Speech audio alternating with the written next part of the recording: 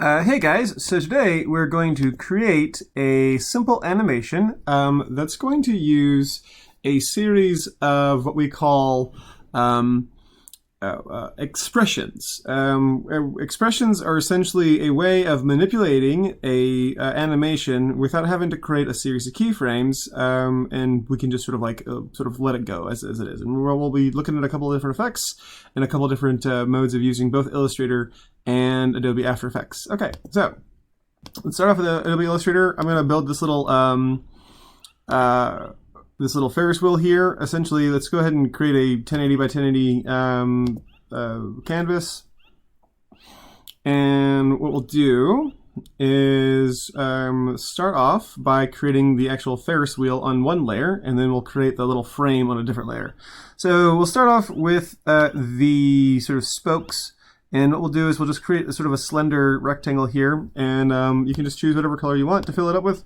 I'll choose kind of a grayish color.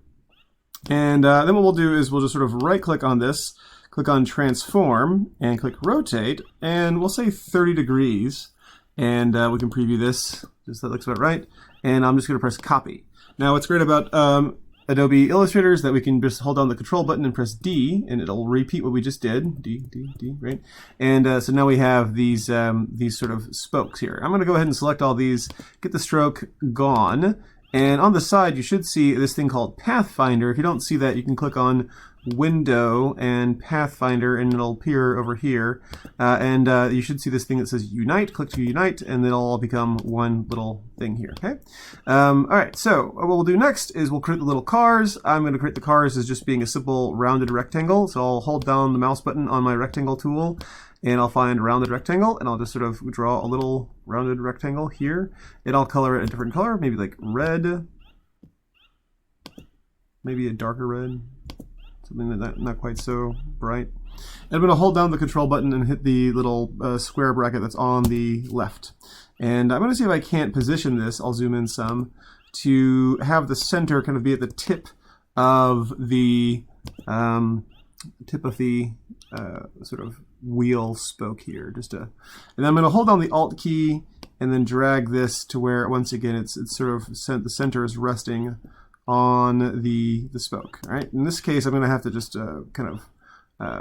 Alt drag this to just do this one by one, and then I'll go through and I'll see if I can't get these centered here. Some of them sort of like touch. That's okay. All right.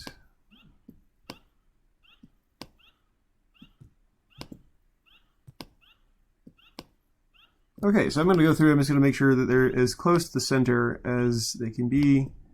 The center here is sort of centered in with the tip of that. I can just grab the center and just sort of position it right there on the tip of this here spoke.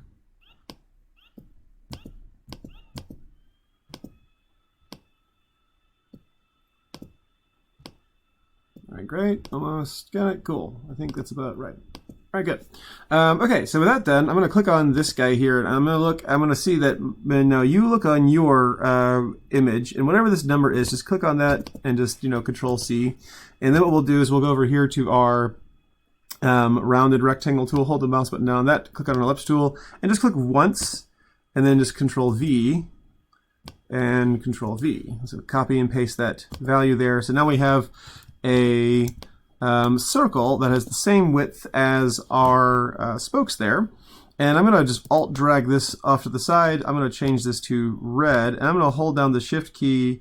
I'm going to start to resize it. I'm going to hold down the Shift key while I resize this thing here. So, and then I'm going to just to kind of get it a little bit smaller. And I'll select these two, and you should see this Align option come up. If you don't see that, once again, you can go to Window and Align, and you should be able to just sort of center it. Oops. What I'll do is I'm going to click over here where it says Align to Artboard, make sure it says Align to Selection, and just hit the Align Center, Align Vertical, and Horizontal.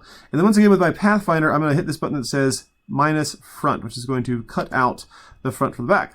All right, so with that still in mine, I'm going to hold down Shift, click on my spokes. I'm going to click one more time, not too quickly, just click one more time. So this will highlight, this will become the key object, and it's automatically going to align to key object there. I'm just going to hit align center and align vertical, and then we'll have this. And I'm just going to once again click on these two here, and just for simplicity's sake, just click on these two, and I'm just going to unify these as well. Okay, so this is our first little step here. We're just going to keep these here. This is going to kind of cause it to look as if some of these things are turning upside down and stuff, which is not a big deal.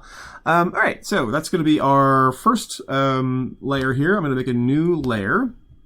I'm going to sort of center this.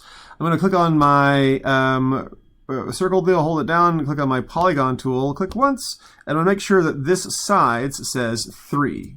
And so I get a little triangle here. Let's get our selection tool, change the color to something different. I'm going to choose, say, like this sort of dull blue. That's something right here.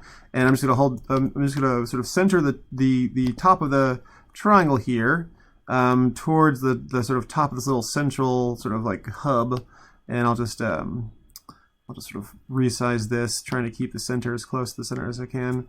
And that's about good. I might make it a bit wider. Hold on the Alt key and just drag it out from the sides, and it'll center itself.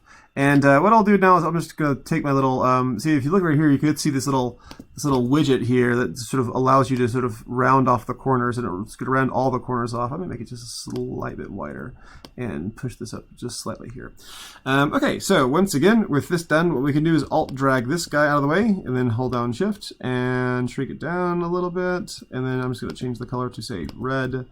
Hold down Shift, click on the blue triangle, click on the blue triangle one more time, and then align it to the center, vertically, horizontally. This right here, I want to make sure that all these are about the same thickness here from 1, 2, 3, so I'm just going to drag this down slightly. And that looks about right. I'll hold down Shift, select these two, and then I'll cut that out.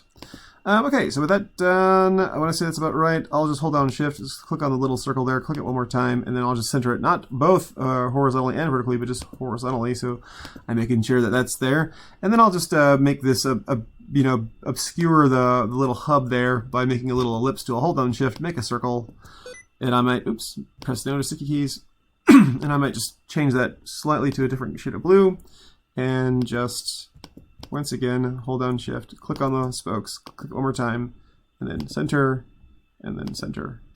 And so there we go. We have our little Ferris wheel. I'm going to save this, Control S, and I'll save this over here. I'll just save it wherever. I'll just save it as Ferris wheel 2. Pardon me. There's OK. That's saved. Make sure that these are all in 2 different layers here. I might call this one wheel, and I call this one frame. All right. Okay, so let's open up Adobe After Effects. Let's file, save.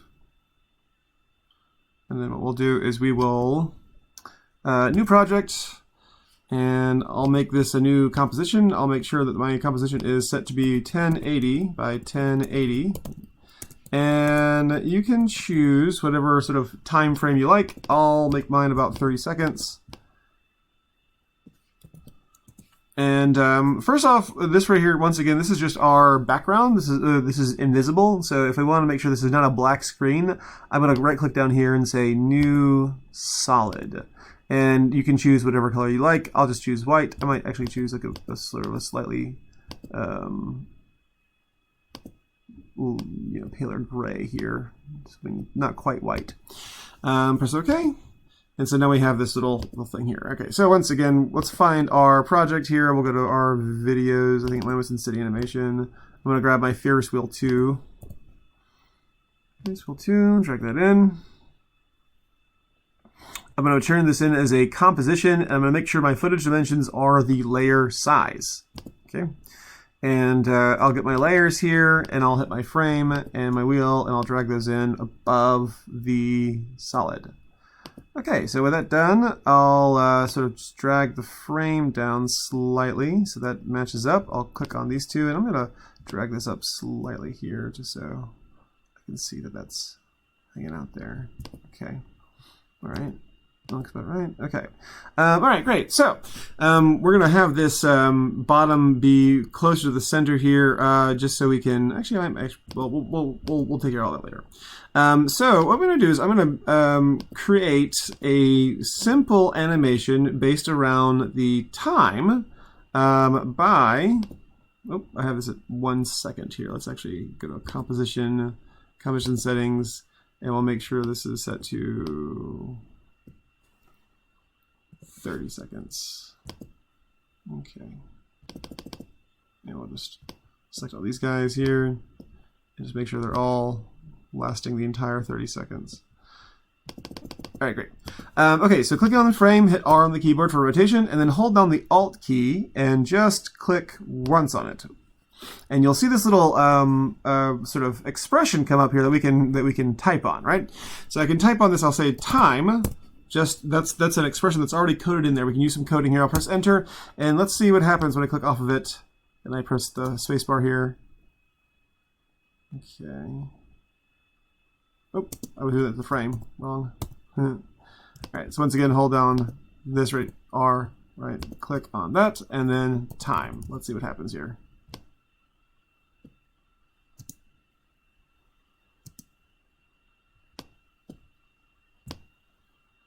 Okay. Okay, as you can see, it's turning very, very slowly. Essentially what this is doing is it's turning a single degree every second.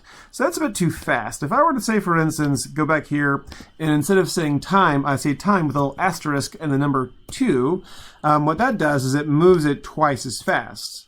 So you can start to see it's spinning a little bit more. If, say, for instance, I change it to time times 10, and click off of that, it'll spin like 10 degrees every second. Right? You can kind of see what's happening here, right? So we're about 4 seconds in, and we've spun about 40 degrees, right? That's what's going on there. Okay, so what we want to do is you want to determine a specific time that you think would work well. If I were to go to 30 seconds, and then just sort of like, you know, from here to there. That's not necessarily the most seamless repeat, but that's okay. Okay, so let's go ahead and we'll kind of pause it there. Just choose 10, 20, whatever you want, 5, something that to where it looks like it's actually turning. I'm going to hold down Shift. I'm going to Control C, and I'm going to close out my comp 1. I'm going to make a new comp. Click on Composition, New Composition. I can call this one Shadow. Okay, so click inside your new composition, Control V to copy those two things, and let's find a shadow effect. I'm just going to search for shadow in the effects layer here. So I'll find drop shadow, and I'll just drag it on top of both of these. Make sure they both have drop shadow applied. And what I'll do is I'll make sure that distance is set to 0. I'll make sure that opacity is set to 100, and I'll make sure that softness is set to 50. And what we'll do is we'll just click on this button that says shadow only, and it'll only show the shadow.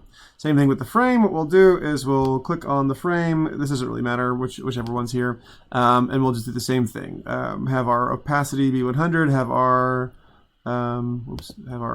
opacity be 100. Have our distance be 0, and have our softness be 50. Okay, so now we have this shadow here in this new composition, and we can see that it's sort of turning like so. But I want it to turn the opposite direction. So I'm going to click on my wheel here. I'll press U on the keyboard. Right, and I'll find my rotation down here. I'm going to hold down the Alt key or click on the expression here. Let's click on this right here. And what I'll do is instead of having 10, whatever you have there, press -10. That's going to make it turn the opposite direction. Okay. All right, I'll close this down. I'll close this off right here, and I'll open up my Comp 1. So click onto your project, find Comp 1, double click on that, open that up, and then grab your shadows right here, and just drag your shadows down. I'll just drag it down right above that right there. And let's hit our rotation here, and let's just rotate this. We just click right here and just press 0.5. And so now it's upside down. And let's do this. Actually, I'm going to shrink everything down slightly, except for the gray solid. So I'm going to select everything. I can just hold down Shift and click on the gray solid, or hold down Control, click on the gray solid. And I'm just going to shrink everything down just slightly here.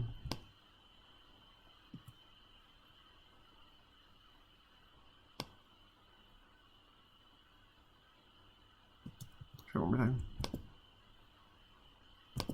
Everything, and shrink everything down. start to shrink it. And then press shift, I think. Here we go, yeah. Okay, great. All right, so now this is a little bit smaller.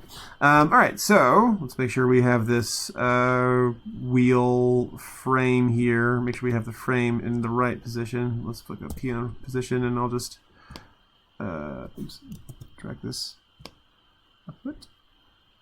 Very cool. And then I'll just drag my shadow down to where it's sort of underneath my Ferris wheel. Okay, so if you look right here, you can kind of see that we have this sort of shadow reflecting downwards, right? Click on, hit T for opacity, hit the, have it be like 40% opacity, maybe 50%, it's up to you. And let's go over here and let's go to Effect and let's find Transform, or was it Layer? Transform, what's it here? Effect, Time, Distort. Okay, find Effect, Distort, and Transform. Okay, so what we want to do is we want to get our scale here, and we want to make our scale we want it to be not uniform. I'm going to click off of Uniform Scale. I'm going to have my scale height be shrunk down slightly. And I'm going to have my position be dragged upwards a little bit so it sort of meets up with the bottom of my Ferris wheel here. And I might actually have to adjust this in just a second here because I'm going to go down here to my skew. And I'm going to drag my skew angle, say, off to the side, maybe like 30 degrees or so. And I'm just going to skew that just a little bit here. Oops, no, wait, never mind.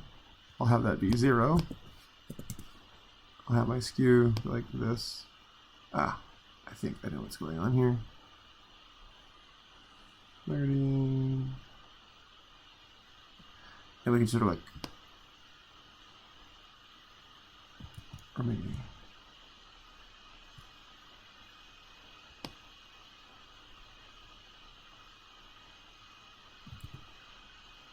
just rotate it a little bit more like this. There we go. Okay, cool, that's good. And then we can just sort of position it to where it appears directly there. So now we kind of have this little shadow being cast by the Ferris wheel. All right, so just a few quick things. Let's go ahead and file, export, add to meeting encoder queue, and then export that, and then there we go. Cool. All right, well, hey, you know, just export this as an MP4, turn it as an MP4. No need to change it to a GIF. I'll see you guys in class.